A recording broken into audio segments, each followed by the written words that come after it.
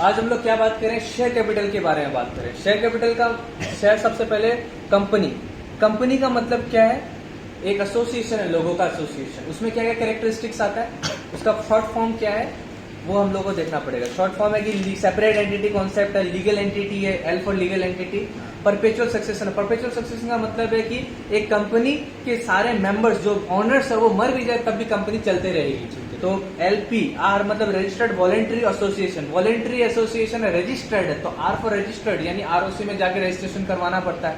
सो LPR हो गया।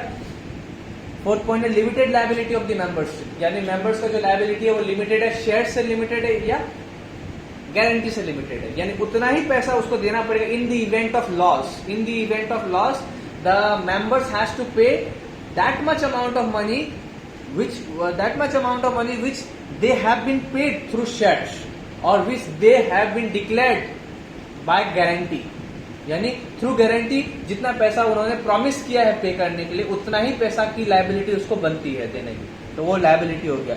LPRL फिर TMC, LPRL TMC मतलब ट्रांसफरेबिलिटी है शेयर्स के अंदर, यानी जो भी तुम्हारा 10 लाख का शेयर तुमने खरीदा है अभी तुमको चाहिए पैसा का एकदम सख्त जरूरत है, 10 लाख रुपया वापस निकालना है तो किसी दूसरे का दे दो, 10 लाख रुपया ले लो उससे और शेयर्स का सर्टिफिकेट ट्रांसफर कर लो, तो ट्रांसफरेबिलिटी है।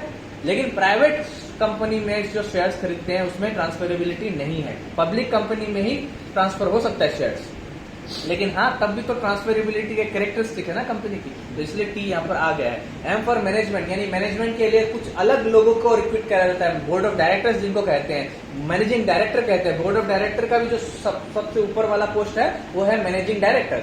तो वो लोग क्या करते हैं, कंपनी के करंट जो अफेयर्स है, कंपनी के अफेयर्स, परचेज, सेल, जितना भी मैनेजमेंट रिक्रूटमेंट सब कुछ देखते हैं, तो वो उनके लिए अलग एक इंसान को अपॉइंट किया जाता है। So company acts to human beings though it is an artificial person. The management of the company is conducted by board of directors who are elected by members. तो कॉमन सील है जिसके नाम पे वो काम चलता है। कंपनी का टाइप्स क्या गया, इनकॉर्पोरेशन के हिसाब से, यानी कंपनी बना कैसे 3 तरह से बन सकता है। चार्टर्ड कंपनी हो सकता है, यानी जो ईस्ट इंडिया कंपनी बना था, एलिजाबेथ ने जो परमिशन देकर बनाया था वो हिस्ट्री में ही तक ही सीमित है, वो अभी नहीं बन सकता है।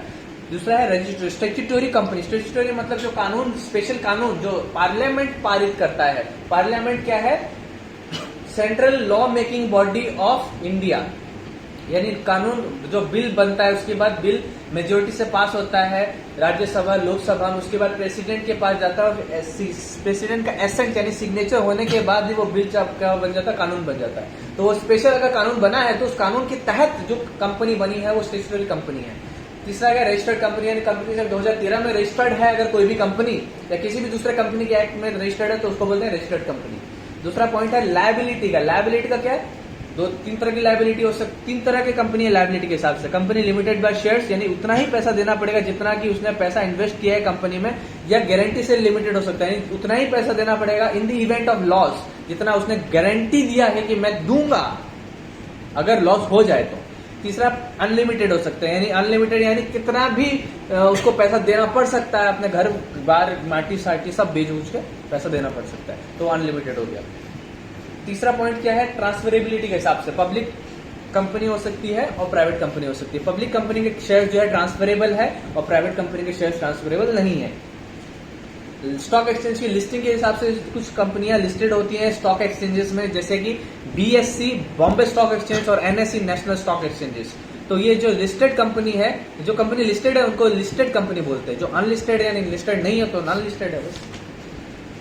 कंट्रोल के हिसाब से सब्सिडियरी और होल्डिंग होता है। होल्डिंग मतलब वो कंपनी जिसने कि किसी दूसरे कंपनी का 50% से ज्यादा शेयर्स होल्ड करके रखा है, यानी 51 हो सकता है, 90 हो सकता है, 99 हो सकता है। तो जो कंपनी ने होल्ड किया दूसरे कंपनी का शेयर्स 50% से ज्यादा, उसको बोलते हैं होल्डिंग कंपनी, और जिस कंपनी का होल्ड किया उसको बोलते हैं सब्सिडियरी कंपनी। दूसरी तरह की कंपनी क्या क्या है, गवर्नमेंट कंपनी, यानी वो कंपनी जिस कंपनी में गवर्नमेंट का 50% से ज्यादा शेयर्स है, ओनरशिप है गवर्नमेंट के बाद, सेंट्रल गवर्नमेंट हो या स्टेट गवर्नमेंट हो, तो वो कंपनी को बोलेंगे गवर्नमेंट कंपनी। 1% कंपनी यानी एक इंसान की कंपनी हो सकती है। तीसरी स्मॉल कंपनी मतलब छोटी कंपनी, उसका लिमिट तय कर दिया गया है कंपनीज एक्ट 2013 के अंतर्गत। अगर 50 लाख तक पेड अप शेयर कैपिटल है या कोई भी दूसरा अमाउंट 5 करोड़ तक का हो सकता है, 5 करोड़ तक से ज्यादा नहीं हो सकता है, तो वो छोटी कंपनी की कैटेगरी में आता है। और उसके अलावा दूसरा कंडीशन क्या है कि अगर सेल जो है प्रॉफिट एंड लॉस अकाउंट के अनुसार 5 करोड़ तक का सेल अगर है,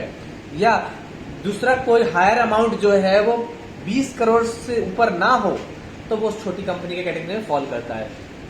नॉन प्रॉफिट मेकिंग कंपनी मतलब क्या है कि जो पैसे के लिए, प्रॉफिट कमाने के लिए रन नहीं की जाती है, किसी भी दूसरे पर्पस के लिए रन की जाती है, जैसे कि हो गया आपके स्पोर्ट्स के लिए, एजुकेशन के लिए, रिसर्च के लिए, किसी भी दूसरे वेलफेयर एक्टिविटीज को रन करने के लिए, पूरा करने के लिए, अकम्प्लिश करने के लिए वो कंपनियां जो रन करती हैं उसको नॉन प्रॉफिट मेकिंग कंपनी कहते हैं। क्या क्या बुक्स मेंटेन करना पड़ता है कंपनी को? स्टैटिस्टिकल बुक होता है और स्टेच्यूटरी बुक होता है। स्टेच्यूटरी जैसा कि नाम ही स्टेच्यूटरी, मतलब कानून के तहत कुछ बुक्स ऑफ अकाउंट्स रखने पड़ते हैं। वो क्या बुक्स ऑफ अकाउंट्स है कि मेंबर्स का रजिस्टर रखना पड़ता है। सेबी यानी securities exchange board of India, वो एक मार्केट सिक्योरिटी मार्केट रेगुलेटर है, वो सारे नियम बनाता है सिक्योरिटीज मार्केट में इन्वेस्टर्स का फेथ बना रहे, उस पर्पज के लिए सिक्योरिटीज मार्केट में इन्वेस्टर के साथ किसी भी तरह का लोचा ना हो, यानी उसको ठगा ना जाए, उसके लिए कंपनी के ऊपर डायरेक्शंस कुछ रहती हैं, तो उस अनुसार उसको कुछ मेंबर्स के रजिस्टर मेंटेन करना पड़ता है, डिवेंचर्स के रजिस्टर मेंटेन करने पड़ते हैं, किसी भी दूसरे सिक्योरिटी होल्डर के रजिस्टर मेंटेन करने पड़ सकते हैं।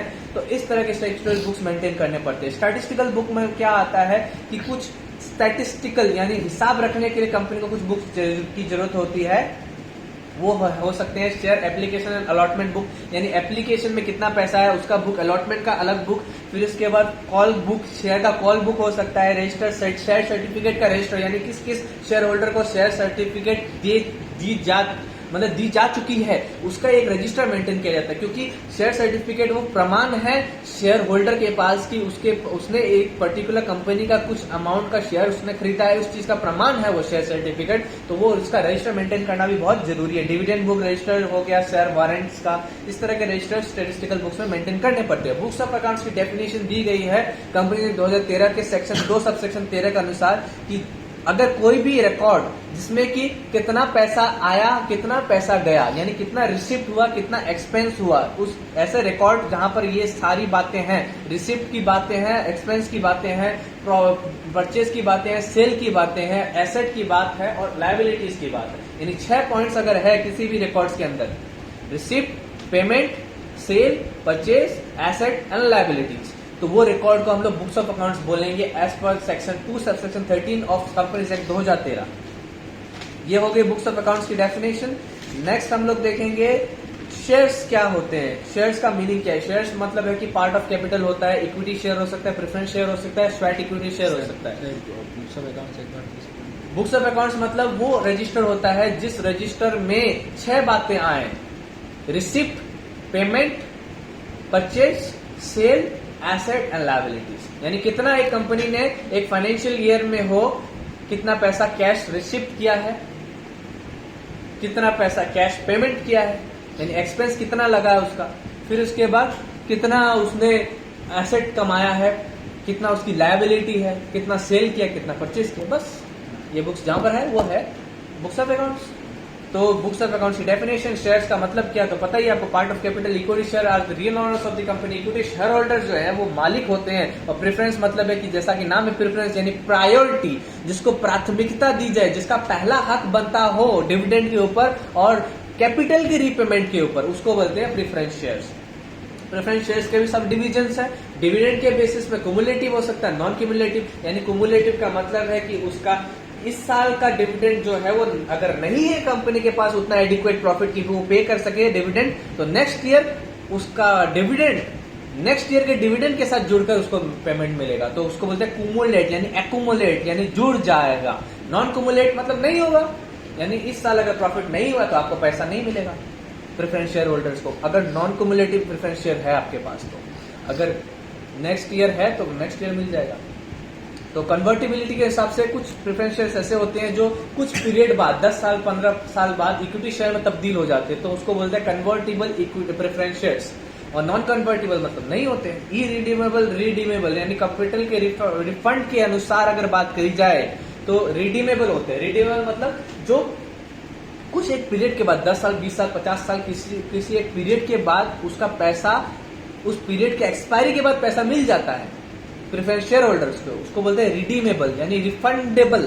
इरिडीमेबल मतलब नॉन रिफंडेबल। जब तक कि कंपनी रन कर रही है तब तक पैसा नहीं मिलेगा, ब्लॉक हो जाएगा पैसा प्रेफरेंस शेयर का, तो वैसा प्रेफरेंस शेयर को बोलते हैं इरिडीमेबल प्रेफरेंस शेयर। यानी जब कंपनी क्लोज डाउन होगी, लिक्विडेट की जाएगी कंपनी को, एसेट्स एंड लायबिलिटीज का हिसाब लगाया जाएगा, तब ही प्रेफरेंस शेयर को पैसा मिलेगा।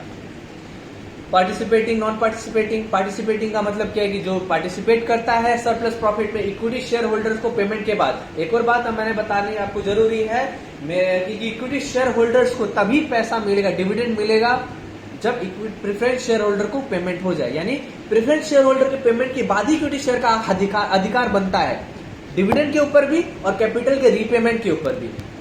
इक्विटी शेयर को पेमेंट करने के बाद भी अगर कुछ पैसा बच गया है, सरप्लस बच गया है, तो पार्टिसिपेटिंग प्रेफरेंस शेयर को मिलता है, नॉन पार्टिसिपेटिंग को नहीं मिलता है।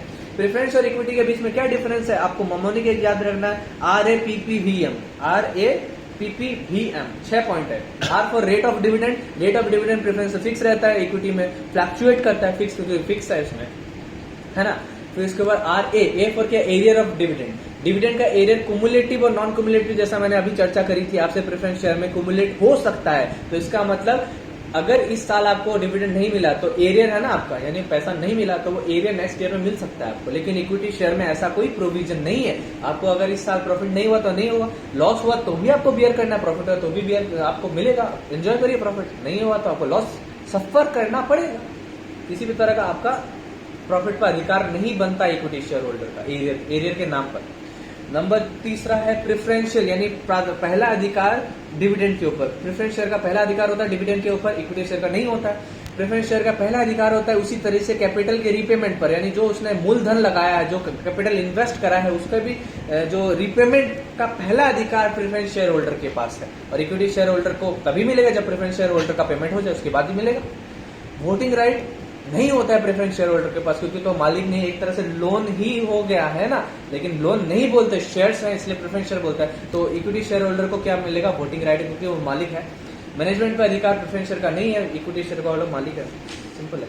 टाइप्स ऑफ शेयर तो पता ही चली गई आपको। ऑथराइज का 6 पॉइंट होता है। ऑथराइज का 6 पॉइंट क्या है, सॉरी शेयर कैपिटल का 6 पॉइंट होता है। Authorised, issued, subscribe, called up, paid up and reserve capital. Authorise का मतलब मैक्सिमम कैपिटल जो कि एक कंपनी रेस कर सकती है अपने पूरी जीवन भर में, जब तक कि वो जिंदा है एक कंपनी, तब तक कितना मैक्सिमम कैपिटल रेस कर सकता है मार्केट से, उसको बोलते हैं ऑथराइज कैपिटल। नंबर दूसरा इशूड कैपिटल। इशूड मतलब है कि मान लीजिए 10 लाख शेयर्स एक कंपनी इशू कर सकते हैं, लेकिन 1 लाख शेयर्स ही मैंने मार्केट में उतारा है, छोड़ा है, नया इशू किया है, IPO निकाला है, ठीक है, तो 1 लाख ही इशूड कैपिटल होगा। 1 लाख शेयर्स इंटू 10, तो 10 लाख शेयर्स, 10 लाख रुपए ही इशूड कैपिटल होगा। अब सब्सक्राइब मतलब 10 लाख रुपए में मेरा सिर्फ 3 लाख रुपए ही उसको मिले मार्केट से, तो 3 लाख रुपए यानी 3 लाख रुपए डिवाइडेड बाय 10, 30,000 शेयर से मेरे सब्सक्राइब हुए, ठीक है। 1 लाख शेयर्स में 30,000 शेयर से सब्सक्राइब हुए, तो सब्सक्राइब कैपिटल कितना होगा, 30,000 इंटू 10, 3 लाख रुपए subscribe capital. Called up capital मतलब 3 लाख रुपए में मैंने मांगा 7 रुपए करके या 5 रुपए करके, मान लो 5 रुपए करके मैंने आस्क किया मतलब शेयर होल्डर से मांगा, तो 5 रुपए करके 30,000 रुपया कितना हुआ, 3 लाख का आधा 1.5 लाख रुपया मैंने मांगा, तो 1.5 लाख रुपया कॉल्ड अप कैपिटल हुआ। अब 1.5 लाख में मेरे को सिर्फ 1 रुपया ही पे किया है, तो 1 रुपया इंटू 30,000 ही पेड अप कैपिटल होगा। रिजर्व कैपिटल मैंने 10,000 रुपए रिजर्व करके रख दिया, तो रिजर्व कैपिटल 10,000, तो रिजर्व कैपिटल ही होगा। कॉल्स इन एरियर मतलब क्या है कि कोई पैसा जो है मैंने मांगा था लेकिन उसने नहीं दिया, तो कॉल्स इन एरियर उसको बोलते हैं। कॉल्स इन एडवांस यानी कॉल्स मांगा नहीं, पहले दे दिया, calls in advance. Sometimes some share holder may be a part or whole of the amount due on a share before the amount is called up, before the amount is called up, that is called in amount, calls in advance.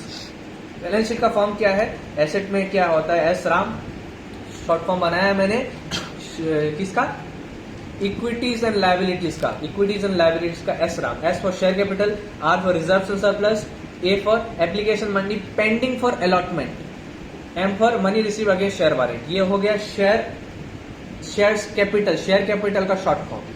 अब आएगा L doll, non current liabilities, यानी वो liabilities जो कि current नहीं है, यानी 1 साल से कम समय के 1 साल से ज्यादा समय के लिए वो लायबिलिटीज ली जाती है, कंपनी उठाती है, रेस करती है, जिसमें कि उस लायबिलिटी का पेमेंट 1 साल के अंदर नहीं किया जाता है, 5 से 10 साल के लिए लोन लिया जाता है, कंपनी लेती है लोन, तो उसको बोलते हैं नॉन करेंट लायबिलिटीज।